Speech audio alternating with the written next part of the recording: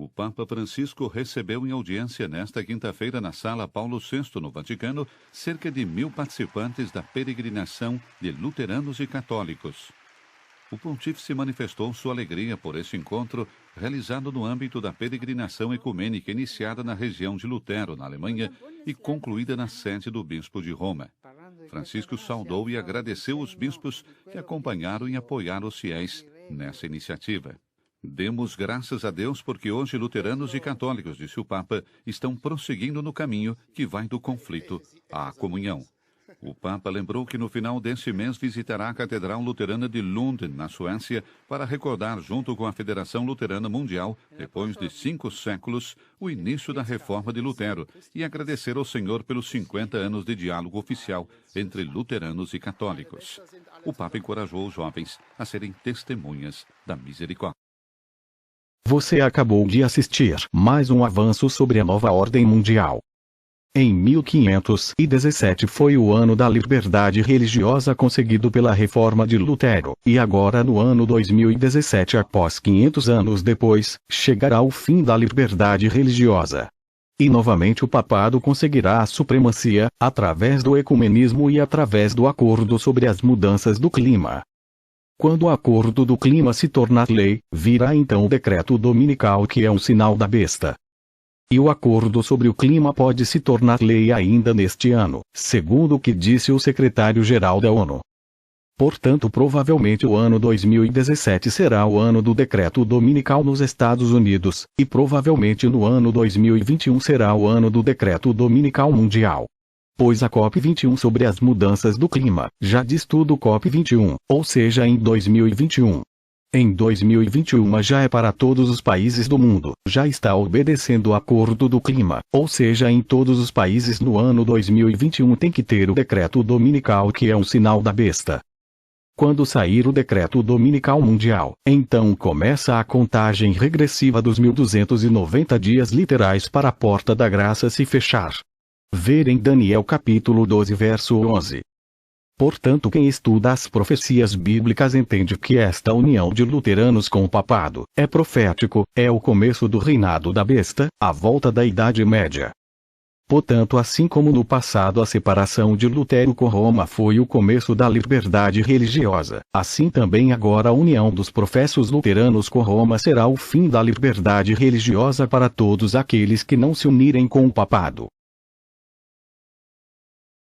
No movimento Ora em Ação nos Estados Unidos, a fim de conseguir para as instituições e usos da Igreja o apoio do Estado, os protestantes estão a seguir as pegadas dos romanistas. Na verdade, mais que isto, estão abrindo a porta para o papado a fim de adquirir na América protestante a supremacia que perdeu no Velho Mundo. E o que dá maior significação a este movimento é o fato de que o principal objeto visado é a obrigatoriedade da observância do domingo, prática que se originou com Roma e que ela alega como sinal de sua autoridade. É o espírito do papado, espírito de conformidade com os costumes mundanos, com a veneração das tradições humanas acima dos mandamentos de Deus, que está embebendo as igrejas protestantes e levando-as a fazer a mesma obra de exaltação do domingo, a qual antes delas fez o papado. Se o ouvinte deseja compreender que agentes atuarão na luta prestes a vir, não tem senão que investigar o relato dos meios que Roma empregou com o mesmo fito nos séculos passados. Se quiser saber como romanistas e protestantes unidos tratarão os que rejeitarem seus dogmas, veja o espírito que Roma manifestou em relação ao sábado e seus defensores. Editos reais, concílios gerais e ordenanças eclesiásticas, apoiadas pelo poder secular, foram os passos por que a festividade cristã alcançou posição de honra no mundo cristão. A primeira medida de ordem pública impondo a observância do domingo foi a lei feita por Constantino. Este edito exigia que o povo da cidade repousasse no venerável dia do sol, mas permitia aos homens do campo continuarem com suas fainas agrícolas. Posto que virtualmente um estatuto pagão foi imposto pelo imperador depois de ser nominalmente aceito pelo cristianismo. Como a ordem real não parecia subsistir de modo suficiente à autoridade divina, Eusébio, bispo que procurava o favor dos príncipes e era amigo íntimo e adulador de Constantino, propôs a alegação de que Cristo transferira o sábado para o domingo. Nenhum testemunho das Escrituras, sequer, foi aduzido em prova da nova doutrina. O próprio Eusébio inadvertidamente reconhece sua falsidade e indica os verdadeiros autores da mudança. Todas as coisas, diz ele, que se deveriam fazer no sábado, nós as transferimos para o dia do Senhor.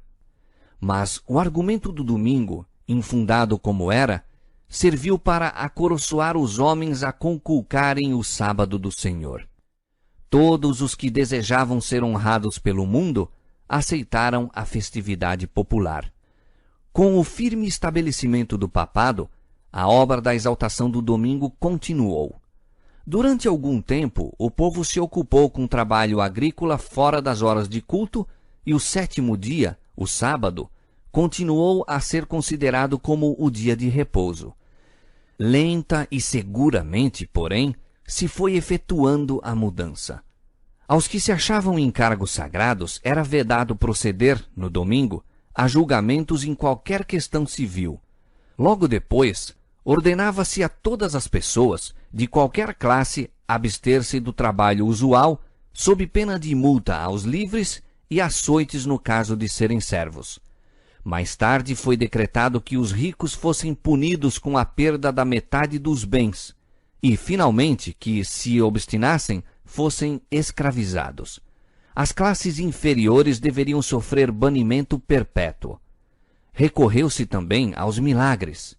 Entre outros prodígios, foi referido que, estando um lavrador, em dia de domingo, a limpar o arado com um ferro para em seguida lavrar o campo, o ferro cravou-se-lhe firmemente na mão, e durante 2 anos ele o carregou consigo para a sua grande dor e vergonha.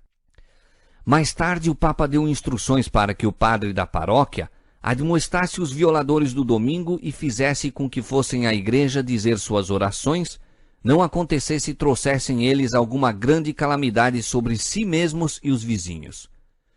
Um concílio eclesiástico apresentou o argumento, desde então muito largamente empregado, mesmo pelos protestantes, de que, tendo pessoas sido fulminadas por raios enquanto trabalhavam no domingo, deve este ser o dia de repouso. É evidente, diziam os prelados, quão grande foi o desprazer de Deus pela sua negligência quanto a este dia. Fez-se então o apelo para que padres e ministros, reis e príncipes, e todo o povo fiel, empregassem os maiores esforços e cuidados a fim de que o dia fosse restabelecido à sua honra e para crédito do cristianismo mais dedicadamente observado no futuro. Mostrando-se insuficientes os decretos dos concílios, foi rogado às autoridades seculares que promulgassem um edito que inspirasse terror ao povo e o obrigasse a abster-se do trabalho no domingo. Num sínodo realizado em Roma, todas as decisões anteriores foram reafirmadas com maior força e solenidade. Foram também incorporadas à lei eclesiástica e impostas pelas autoridades civis através de quase toda a cristandade. A ausência da autoridade escriturística para a guarda do domingo ainda ocasionava não pequenas dificuldades. O povo punha em dúvida o direito de seus instrutores de deixarem de lado a positiva declaração de Jeová: o 7º dia é o sábado do Senhor teu Deus, para honrar o dia do sol. A fim de suprir a falta de testemunho bíblico, foram necessários outros expedientes. Um zeloso defensor do domingo, que pelos fins do século XII visitou as igrejas da Inglaterra, encontrou resistência por parte de fiéis testemunhas da verdade. E tão infrutíferos foram os seus esforços que se retirou do país por algum tempo em busca de meios para fazer valer os seus ensinos. Ao voltar, a falta foi suprida e em seus trabalhos posteriores obteve maior êxito. Trouxe consigo um rolo que dizia provir do próprio Deus e conter a necessária ordem para a observância do domingo, com terríveis ameaças para amedrontar o desobediente. este precioso documento, fraude tão vil como a instituição que apoiava, dizia-se haver caído do céu e sido achado em Jerusalém sobre o altar de São Simeão, no Gólgota. Mas, em realidade, o Palácio Pontifical em Roma foi a fonte donde procedeu. Fraudes e falsificações para promover o poderio e prosperidade da Igreja têm sido em todos os séculos consideradas lícitas pela hierarquia papal. O rolo proibia o trabalho desde a hora nona, 3 horas da tarde, do sábado, até ao nascer do sol da segunda-feira, e declarava-se ser a sua autoridade confirmada por muitos milagres. Referia-se que pessoas que trabalharam além da hora indicada foram atacadas de paralisia. Certo moleiro que tentou moer o trigo viu, em lugar da farinha, sair uma torrente de sangue e a mó ficar parada apesar do forte ímpeto da água. Uma mulher que pusera a massa de pão ao forno achou-a crua quando foi tirada, embora o forno estivesse muito quente. Outra que tinha massa preparada para cozer à hora nona, mas resolvera deixá-la de lado até segunda-feira, encontrou-a no dia seguinte transformada em pães e estava cozida pelo poder divino. Um homem que cozeu o pão depois da hora nona no sábado, achou ao parti-lo na manhã seguinte que do mesmo saía sangue. Por meio de tais invencionices absurdas e supersticiosas, esforçaram-se os defensores do domingo por estabelecer a santidade deste. Na Escócia, assim como na Inglaterra, conseguiu-se consideração maior pelo domingo, unindo-se-lhe uma parte do antigo sábado. Mas o tempo que se exigia fosse santificado variava. Um edito do rei da Escócia declarou que se deveria considerar santo desde o meio-dia de sábado e que ninguém, desde aquela hora até segunda-feira de manhã, deveria ocupar-se em trabalhos seculares. Mas, apesar de todos os esforços para estabelecer a santidade do domingo, os próprios romanistas publicamente confessavam a autoridade divina do sábado e a origem humana da instituição pela qual foi ele suplantado. No século XVI, um concílio papal declarou francamente: lembrem-se todos os cristãos de que o 7º dia foi consagrado por Deus, recebido e observado, não somente pelos judeus, mas por todos os outros que pretendiam adorar a Deus, embora nós, os cristãos, tenhamos mudado o seu sábado para o dia do Senhor, domingo. Os que estavam a se intrometer com a lei divina não ignoravam o caráter de sua obra. Achavam-se deliberadamente colocando-se acima de Deus. Exemplo notável da política de Roma para com os que dela discordavam foi dado na longa e sanguinolenta perseguição dos valdenses, alguns dos quais eram observadores do sábado. Outros sofreram de modo semelhante pela sua fidelidade para com o 4º mandamento. A história das igrejas da Etiópia é especialmente significativa. Em meio das trevas da Idade Média, os cristãos da África Central foram perdidos de vista e esquecidos pelo mundo, e durante muitos séculos gozaram liberdade no exercício de sua fé. Mas, finalmente, Roma soube de sua existência e o imperador da Abissínia foi logo induzido a reconhecer o Papa como vigário de Cristo. Seguiram-se outras concessões. Foi promulgado um edito proibindo a observância do sábado sob as mais severas penas. Mas a tirania papal se tornou logo um jugo tão amargo que os abissínios resolveram sacudi-lo de seu pescoço. Depois de luta terrível, os romanistas foram banidos de seus domínios, restabelecendo-se a antiga fé. As igrejas regozijaram-se com a liberdade e jamais olvidaram a lição que aprenderam concernente aos enganos, fanatismo e poder despótico de Roma. Estavam contentes por permanecerem dentro de seu reino solitário, desconhecidos para o resto da cristandade. As igrejas da África observavam o sábado como este fora guardado pela igreja papal antes de sua completa apostasia. Enquanto guardavam o 7º dia em obediência ao mandamento de Deus, abstinham-se de trabalhar no domingo em conformidade com o costume da igreja. Obtendo poder supremo, Roma pisou sobre o sábado do Senhor para exaltar o seu próprio, mas as igrejas da África, ocultas quase durante 1000 anos, não participaram desta apostasia. Quando postas sob o domínio de Roma, foram obrigadas a deixar de lado o verdadeiro sábado e exaltar o falso. Porém, mal readquiriram a independência, voltaram a obedecer ao 4º mandamento. Estes relatos do passado revelam claramente a inimizade de Roma para com o sábado legítimo e seus defensores e os meios que emprega para honrar a instituição por ela criada.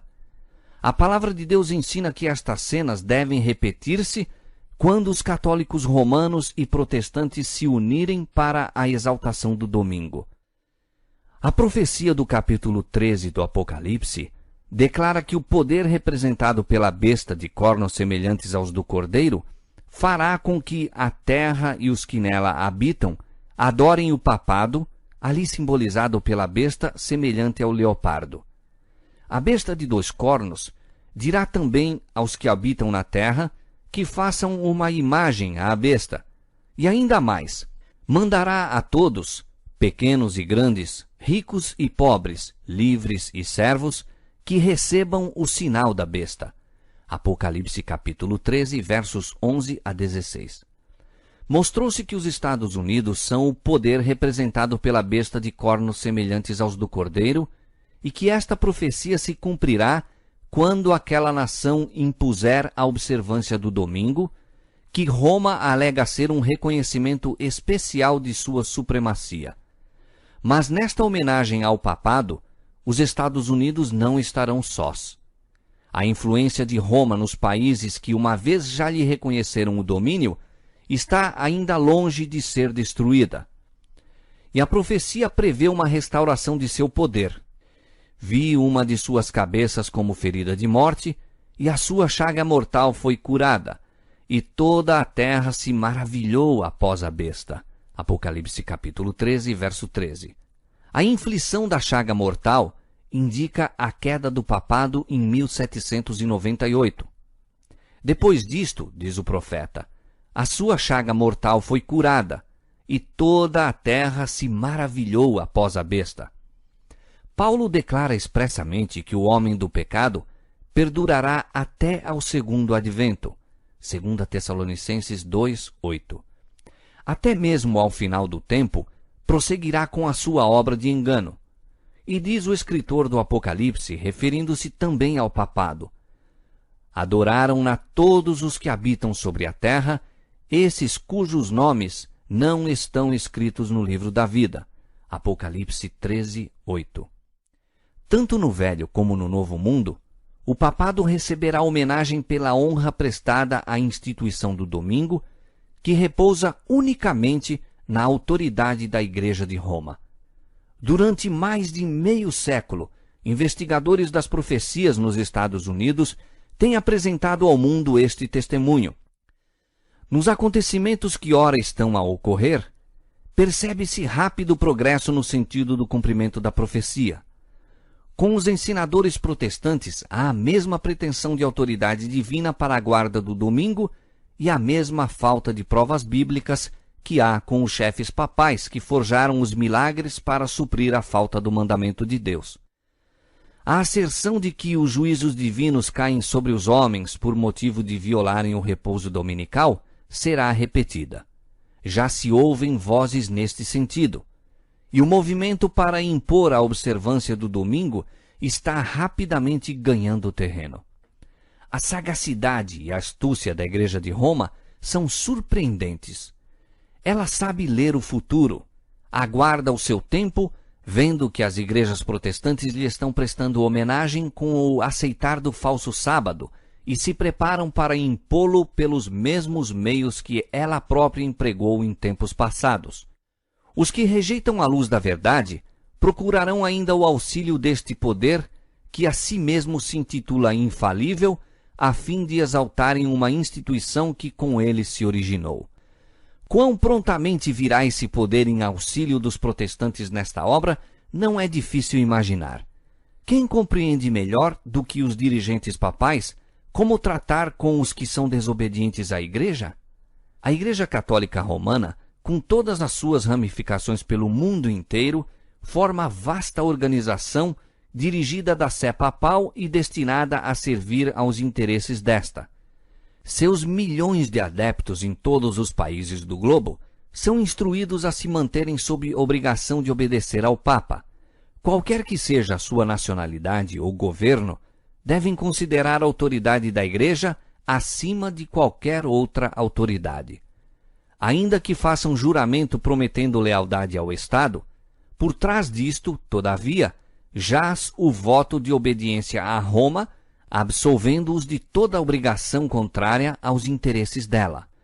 A história testifica de seus esforços, astutos e persistentes, no sentido de insinuar-se nos negócios das nações.